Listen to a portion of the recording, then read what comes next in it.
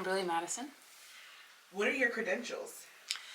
Ooh, let's see, Doctor of Nursing Practice, Adult Gerontology, Primary Care Nurse Practitioner. I think that's enough. What is your specialty? Right now, wound care.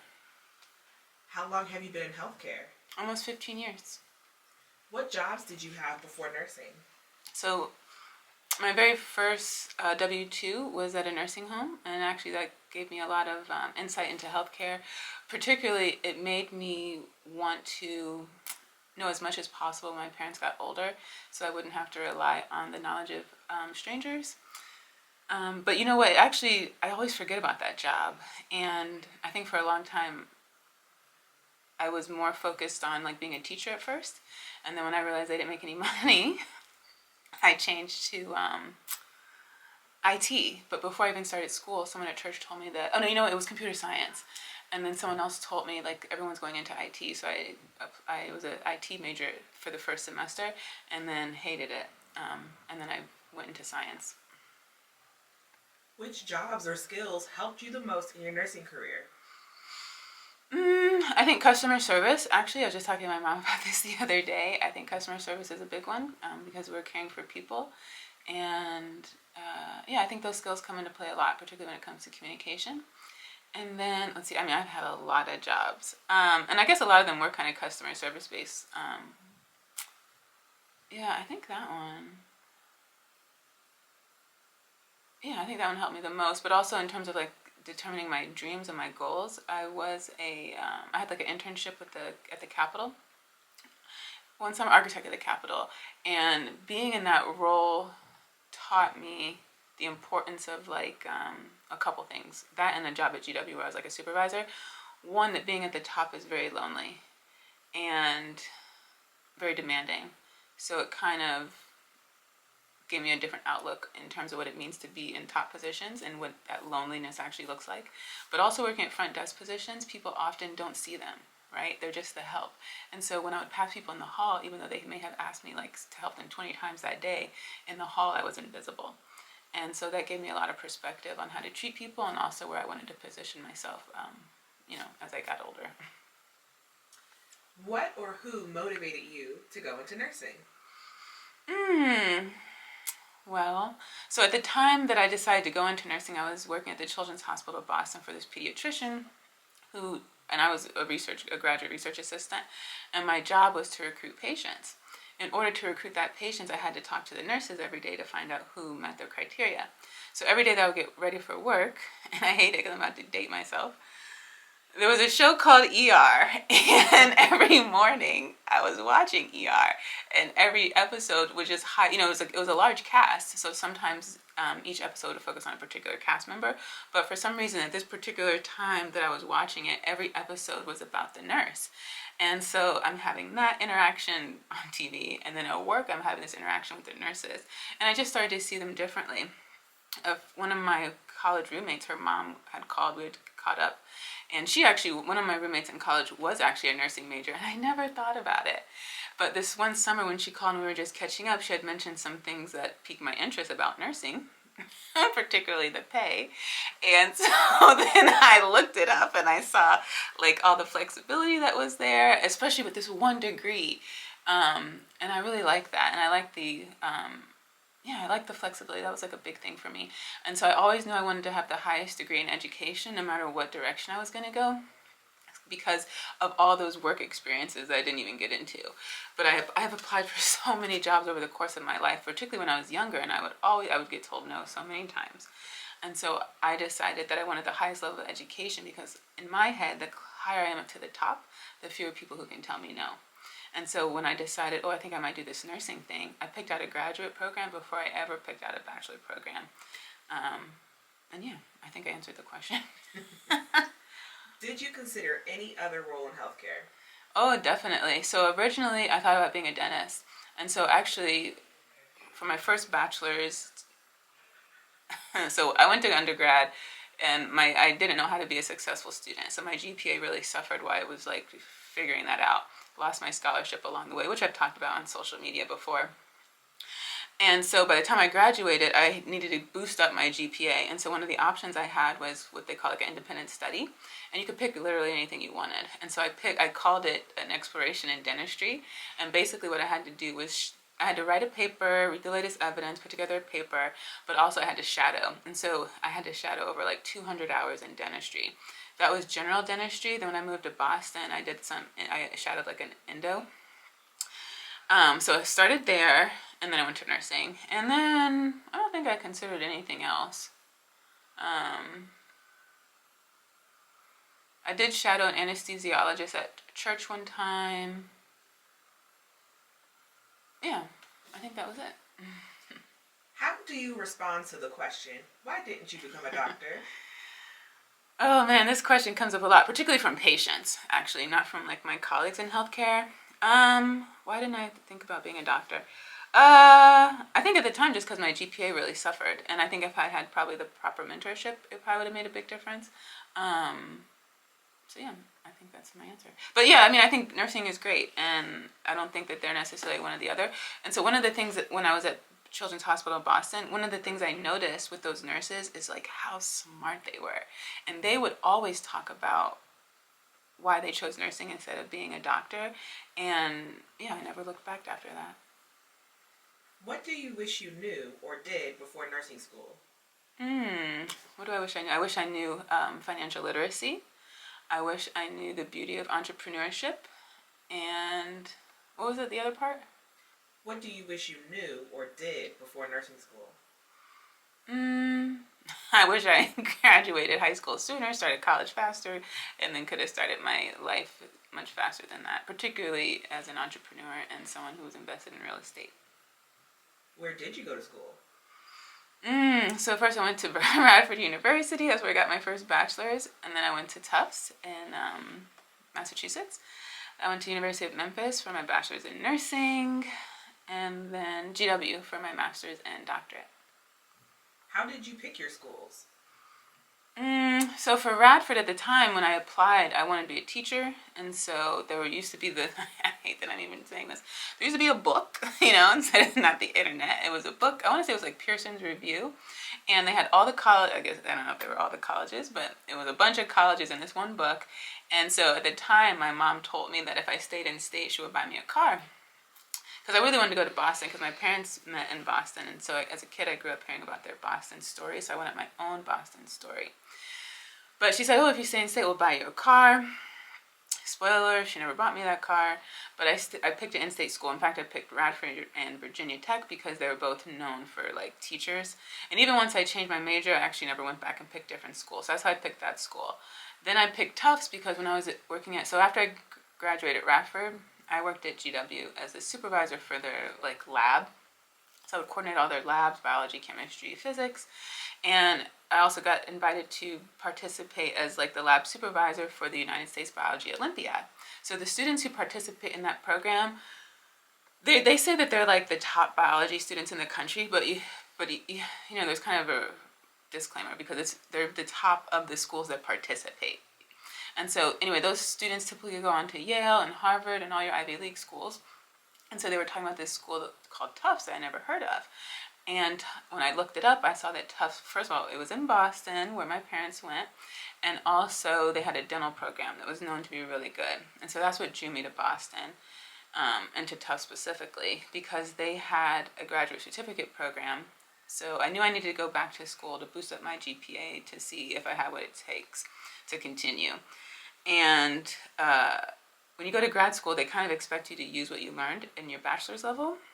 At that point, I was pretty exhausted with biology, but it's kind of all I knew. But I wanted to also do something different. And so they had that biomedical engineering graduate certificate program. And I thought it was the perfect marriage because in my exploration of dentistry, I really was fascinated with devices. And so my concentration was in devices. And so that's how and why I picked Tufts, because it was going to give me my Boston experience, and it did. Did you shadow anyone before pursuing nursing or your specialty? I didn't shadow any nurses formally. I just worked with those nurses that I mentioned previously, and then of course I shadowed those dentists and the anesthesiologist. But yeah, I didn't shadow specifically nurses. Not at that time, but last summer I did shadow a derm NP. What motivated you to advance your education? Well, like I mentioned, I always wanted to be at the top or as close to the top as possible, so fewer people could tell me no. Did you receive any financial support or tuition reimbursement? Yes, I had. So at Bradford, if you applied to school at a certain time, you would automatically qualify for like the Dean Scholarship. And then, yeah, I think that's it. I think it's the last time. And then, of course, my parents, I'd be remiss if I didn't mention that they were quite supportive. But I don't think I've used, maybe tuition reimbursement for like continuing education, but that's once I was practicing. What is your strategy for paying back student loans? I don't have one. If you have one, please let me know. But no, actually, the plan right now, yeah, I'll have to table that and come back to it. But you know what I would love to do, especially if I like prioritize my time better, I would love to do trading, to use trading in my investments to pay back my loans. So that's what I would like to do. What advice for nursing students do you have in clinical rotation and orientation? So this is quite relevant because I have a lot of new colleagues that work with me, and it's something I kind of just really, I don't know if I want to say realize, but it's something I've been more vocal about lately, is that when it comes to like the clinical setting for education, that setting is really all about the patient, right? We always talk about how much this is about the patient, but you're still a student. You still have your questions. You still have your confidence that needs to be boosted. But at the end of the day, everybody wants to go home, right? So even if you still have your questions and even if your confidence is lacking, what are you supposed to do? And so for me, what I believe at the moment is that the clinical setting isn't really going to give you everything you need to be able to work at your highest level. Just like school isn't really designed to give you everything you need to be to work at your highest potential. However, we spend so much time in that setting, maybe to our fault and into academia too, that it's sold that way. But it's actually not true. They can only do so much, which is really to prepare you for boards. And I think they do a really good job at that, actually. So everything else you do have to kind of find on the outside, and I don't think we do enough to tell students and clinicians about that and then how to pursue that. But when it particularly comes to the clinical setting, which is what I spend most of my time on right now, in education, is that you really have to set aside time to just sit down and be able to talk through your questions and have someone there where there's no patient involved, so that it's all about you as the learner. And as the learner, you have to be active. I've already mastered whatever it is I'm trying to teach you. It's really your job to do all the talking, to do all the working. So as a struggling student, I worked with lots of tutors. I went to everybody's office hours, and they're brilliant people. And what I learned is that just because somebody knows something really well, it doesn't mean they're the best teacher. And a lot of times, how you can determine this is they'll say, I don't know, that's just how it makes sense to me. That's just the way I do it. But that doesn't help me at all, especially if I'm a struggling student. What you really need to do is demonstrate the act. Maybe you're trying to solve a formula or a problem. Watch me as the learner carry out those steps. So then you know exactly where I need help. If you spend 2 hours teaching me how to set up a problem, but I know how to do that and my problem is really at the end, we should spend 2 hours on the end. But you're never going to know that if, as the teacher, you dominate the conversation. And as the learner, you have to be willing to be active. You have to ask questions. You have to be prepared. The first time you see the information, it can't be in that moment. You have to have seen it before to even know what the questions are. I could go on all day with that. So what's one thing you think students should know about nursing that's not taught in nursing school? Oh man, we can do anything we want. There's nurses working at Microsoft, Google, Amazon, and entrepreneurship. We are so valuable. No other profession spends as much time with patients as nurses. We are experts when it comes to human behavior, particularly in the clinical setting when patients are their most vulnerable. What you're going to experience taking care of someone who you've never met and might never see again, whose family trusts you in those last hours of their life, cannot be taught in a book. And oftentimes we don't recognize how valuable that information is. You have tons of professionals coming to see patients, particularly at the bedside. They will give them the opportunity to ask questions, and the patient will not take advantage of that. They'll wait till they leave and then look at you as the nurse and ask you to explain everything, to reassure them, to boost their confidence, to make them feel safe. And yet we don't understand how valuable that interaction is and that information, and also how transferable those skills are and how they can be used anywhere, literally anywhere in any industry. What, if any, changes would you make about nursing education and training? Well, I'm working on that right now, and that's using artificial intelligence to reach areas that are not typically given opportunities to be leaders in education. So we're talking about rural health, global communities, but also just think about the life that we live now, particularly after the pandemic. Having access to virtual education can give people those opportunities that are really hard to come by, particularly because of the preceptor shortage, especially in healthcare. And so that's something I'm working on, and yeah, I'd love to chat further with anyone who's interested. When and how did you get your first mentor? So actually, I think my first mentors are, I would have to say, all the way back in church. We had a large youth population, and I would say a lot of those women and leaders served as mentors, and so those would be my early experiences. What advice do you have for how mentees can add value to the mentor-mentee relationship? I love this question. So someone said, a good mentor is usually limited on time, right? Because they're out there in the field doing it. And so you, as the mentee, have to prove that you're worth some of that time. And regardless of anyone, whatever state they're in, whatever level of socioeconomic status they've achieved, everybody needs help with something. And if you give people long enough to talk, they'll tell you what they need help with. So as the mentee, you can offer to help them, and through helping them, you'll be exposed to that field, you'll be exposed to the latest trends, they'll invite you to their network, you'll have access to that, but you do have to make some contribution to their life, to that relationship. And for me personally, it's really helped me a lot to not only expose me to these networks and to the knowledge, but also just to kind of see where I can fit in. And it's expanded my knowledge, not only from the clinical setting or the clinician's point of view, but also broader. What specialty did you think you were going to get into at the beginning of your journey? I didn't have one. What attracted you most to your current specialty? The hours. What deterred you from some of the other specialties? Too much work. How would someone know if they have what it takes to be in your specialty?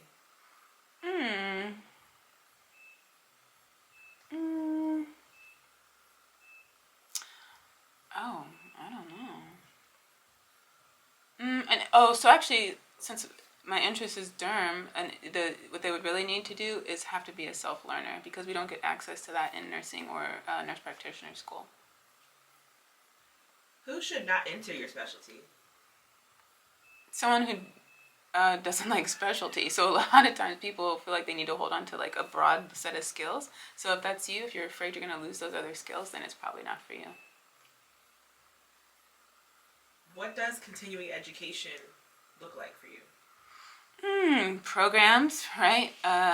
Lots of programs, and sometimes those are paid. Most of them are paid, actually. So paid programs are online. Sometimes we meet in person, reading. It's very independent. What does professional development look like for you? Same. So being part of organizations, taking on an active role, could be a leadership role.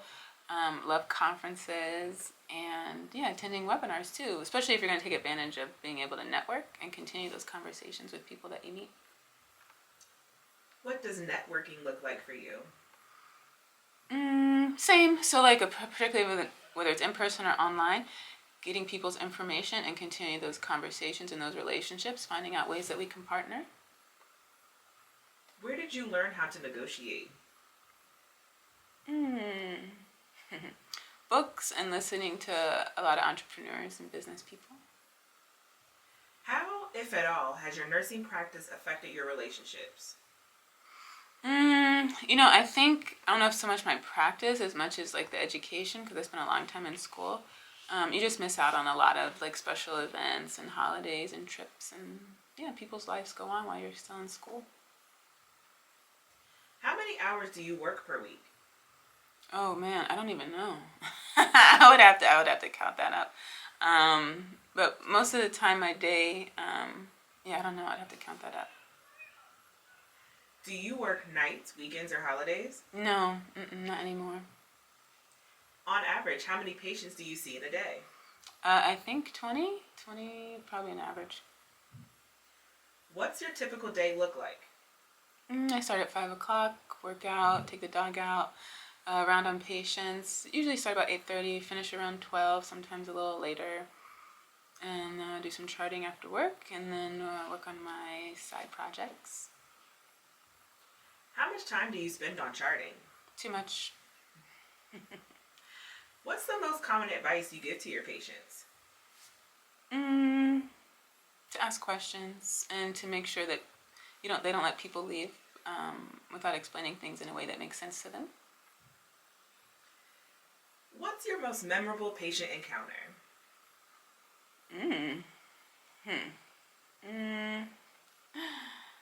I don't know. I think that might take too long. What's your most challenging patient encounter? I think when people have like a lack of trust in the system, you have to really build the rapport and show them that there's still people out here who care, and that actually that you're not like there are a lot of people out here who care. What's the toughest part of your job? Well, since just like financial literacy, we're not taught health literacy, a lot of times you're spending time educating patients and their families on things that they can't see or feel. And so they don't understand the importance or significance. And so I think that's probably the hardest part, is trying to convince people like of problems that they haven't actually experienced, but that they're at risk for. What's the most rewarding part of your job?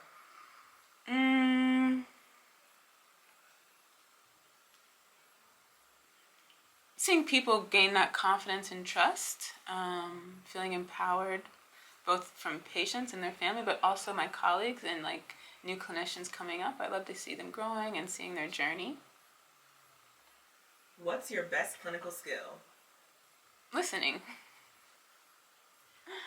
Who are you most grateful for on your care team? My colleagues. Do your friends and family ask you random medical advice? Not enough.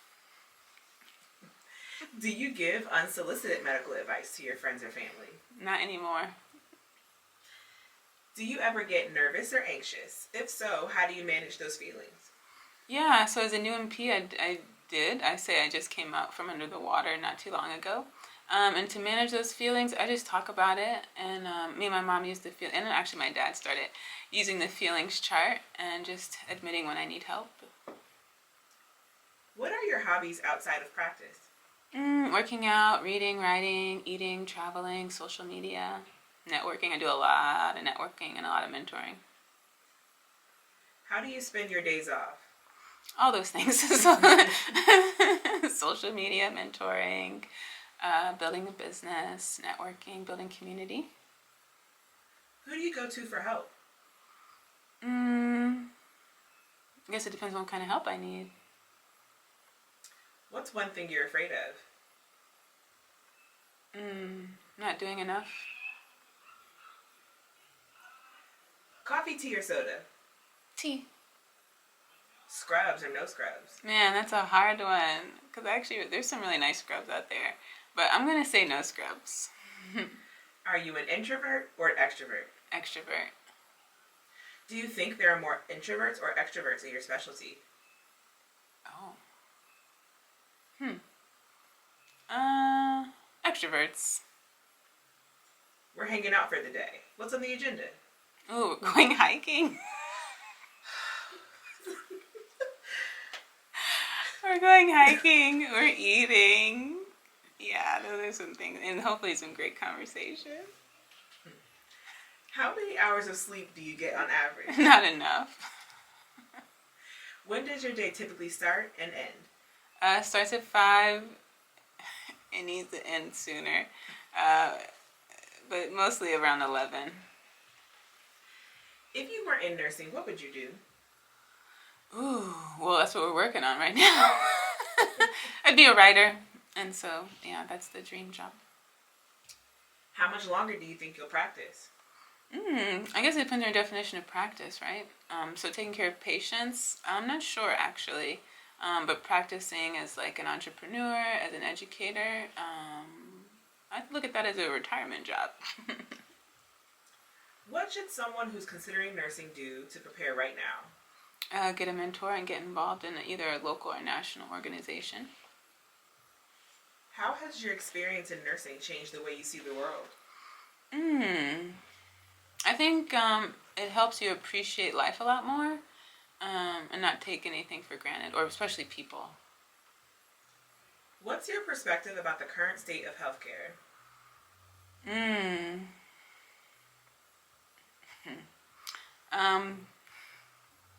We need a lot of.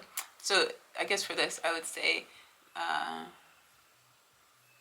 the labor is plenty, but the workers are few. What's one thing you would change about healthcare?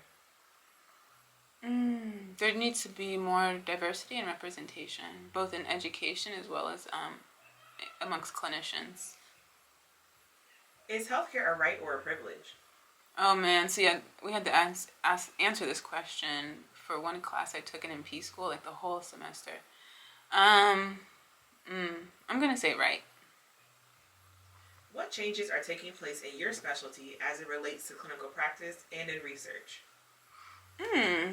Well, in research, we have a lot of AI coming, right? So that's a big one.